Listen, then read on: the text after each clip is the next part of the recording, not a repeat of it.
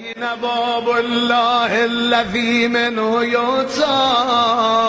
أين وجه الله الذي يتوجه الأولياء؟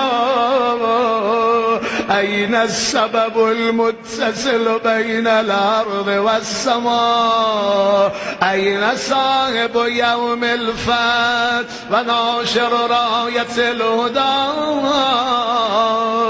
أين مؤلف شمل الصلاح والرضا؟